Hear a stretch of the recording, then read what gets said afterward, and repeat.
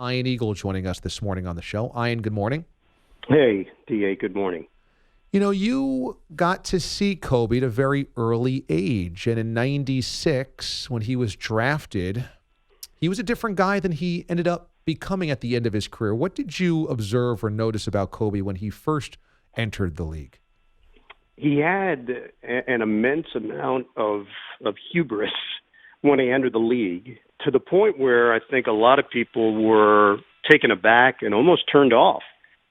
He set up his goals, and his goals seemed a bit unrealistic for those at the time, 1996, that were used to Michael Jordan and Jordan's ascent to the greatest of all time in some people's eyes. And Kobe was saying things that seemed completely out of the ordinary at the time. So I think the initial perception of Kobe was, wow, this is a really cocky young guy who is talking a big game. It's funny for me on two levels, because I think back to 96 specifically. John Calipari had just taken over the Nets as head coach and heading up basketball operations, and he had to make his first draft selection in that position. And they worked out Kobe Bryant, and they were blown away. The GM at the time was John Nash, longtime NBA executive. They were blown away. And everybody, at least the buzz within the Nets organization, was that they wanted this kid. And although it seemed risky at the time, that's what the focus was. But then word began to trickle out that Kobe and his people wanted something else, and maybe they would not play for the Nets, and Kobe wouldn't show up. He would rather go to Italy and play overseas until he got what he wanted. Again, these were rumors. Nets elected to take Kerry Kittles that year, and Kerry had a fine NBA career. Kobe was selected by Charlotte. A deal had already been in place with Jerry West helping to orchestrate it. Vlade Divac goes over to Charlotte, and Kobe Bryant ends up with the Lakers. Fast forward now, 4 years later, Stephon Marbury's on the Nets. He has the game of his life. He scores 50 points against the Lakers. But Kobe Bryant makes the plays down the stretch, and he wins the game for L.A. And we get Kobe Bryant on the postgame show for an interview. And a little bit of that storyline had gotten out there. So we asked him about it. We asked him about the idea of not wanting to play for the Nets. Was that true? And Kobe smiles during the question and answers the question and says, no, I would have played for the Nets. And if I were playing for the Nets, they would have won the game tonight. That's his thought process in a nutshell, diffusing it and then taking it to another level based on his ultra-confident demeanor and belief, this relentless mindset of hard work, of determination, of drive, of holding people to a higher standard. And the fact that he made other players uncomfortable, players that had to play against him, first and foremost. You were uncomfortable having to guard him, having to deal with him. And then players on his own team, because of the level that he expected from himself and he expected from his teammates. And that would create uncomfortable situations. And he seemed to thrive in the uncomfortable. Ian Eagle joining us this morning on the show.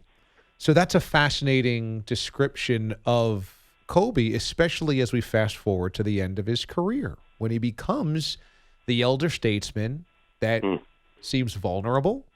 He takes his walls down. He loves all the opponents. He has a swan song, a retirement tour.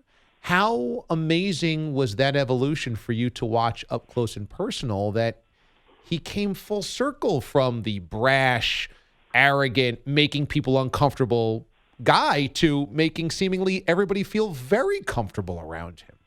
Yeah, it showed a true evolution in his philosophy and his openness to who he was, a self-awareness from the very confident and cocky young kid that came into the league, who then achieved all the goals and took on all the challenges, and then accepted the love at the end and embraced it and understood why people were celebrating him in the way that they were.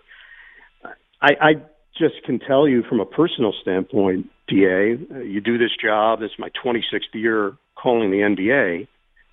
There were very few players, a handful, you could count on one hand, that you felt different walking into an arena if you knew they were in the lineup.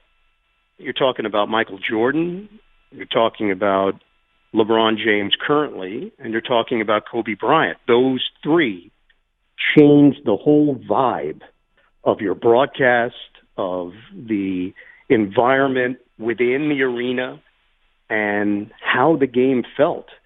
That's next level stuff. That's a select few. Athletes, only a few get to that stage.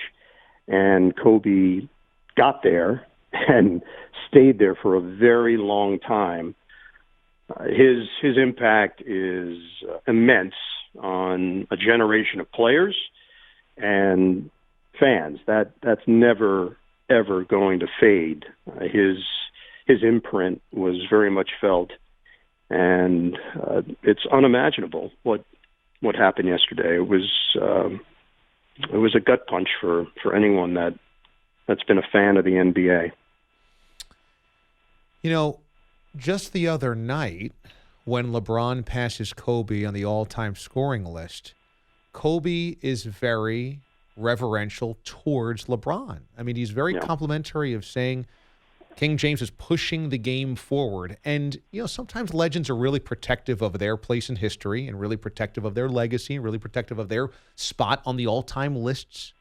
And it felt like Kobe was enjoying seeing other people do the things that he once did. It became more of a passion of his to seemingly let basketball be better than when he found it. I don't know, maybe that's overly romantic, but did you get a sense that the game itself had become kind of the passion for Kobe, not necessarily his place in it? Yeah, I do think his softer side came to the forefront in recent years, and specifically in recent months. He was in Brooklyn in December with his daughter Gigi sitting in the front row. And on the Yes Network, the local station in New York that I work with, we had these incredible shots of him talking to his daughter and gesturing over a play that had just taken place, and her interest, her engagement level, listening to her dad. And then her reacting and Kobe nodding in agreement, this bond that had been formed over basketball. And I think to some degree, because of that relationship, it may have opened up his eyes to how basketball is affecting young people, and specifically in his family. His daughter didn't get to see him in his prime. So in a way, he was very much living vicariously through her and what she was seeing with the NBA, with the WNBA, and her dreams of one day playing professional basketball.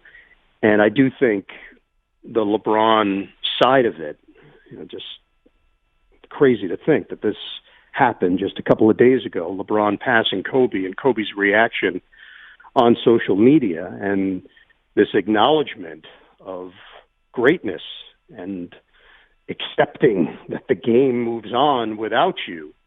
But yet this next chapter of his life that was creating so much intrigue and interest, because he was so much more than just a basketball player. It was clearly obvious that he was going to have an impact in other walks of life.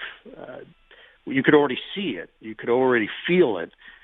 And, among the many reasons for being so sad and devastated over this is that fact that we're not going to be able to get to see what this next phase of life was going to have in store for Kobe. Yeah, I know. Well said. Ian Eagle joining us this morning on the show. My final question is going to be, in your in your realm, in our realm, we come across a lot of different people, a lot of different walks of life. And I'm wondering if you found Kobe's personal evolution just amazing from a human level, because like you said, there was a certain self-awareness, there was a certain vulnerability, there was a certain complete peace that he seemed to find in the last couple of years. And coming from where he came from, where he was combative and aloof and detached and aggressive, is it amazing to just watch that evolution from a human scale? Yeah, well, just go back, DA, and I know a lot of people are. They're going online and they're looking up old clips and old interviews just to get a feel for how that evolution took place. Watch some old interviews with Kobe, and then watch some recent ones. He had let his guard down. He was so eloquent. Anytime he did an interview, he wasn't going through the motions. And look, you've chatted with athletes for so many years in the position that you're in. I obviously am in a similar situation, and sometimes on camera, sometimes off camera. And it's hit or miss with athletes. Some are into it, and they want to talk, and they want to dig deep, and others just want to get through it and check a box and move on to their next order of business that day. I think even those interviews show you that anything he did for keeps. And the most recent sit-downs, when his family became the topic and his view on the game, and at times being asked about his career and trying to put it into context, he was always able to articulate a level of real insight. Not just saying things for the sake of saying them, but really listening to a question and answering in a confident and self-reflective way. It just shows you his ability to see how his words could impact others. He was very well aware, and that mentor role was real. There are a lot of players today in the NBA currently playing that will tell you that whatever words, sometimes very brief ones or deeper relationships, they had a major impact on the player. When he spoke, people listened, and there was a reason for that. His presence and his self-confidence were so apparent and very real. Ian Eagle is our guest this morning on the show. Today is a really difficult day for all of us, and I know there's a lot of listeners that came here today to just hear other people talk about Kobe. So I know from them to you and from us, I really thank you very much for being part of today, Ian. It's a really tough day for everybody, so it means a lot. Yeah, my pleasure, D.A. Good Thanks, to talk to you. You too.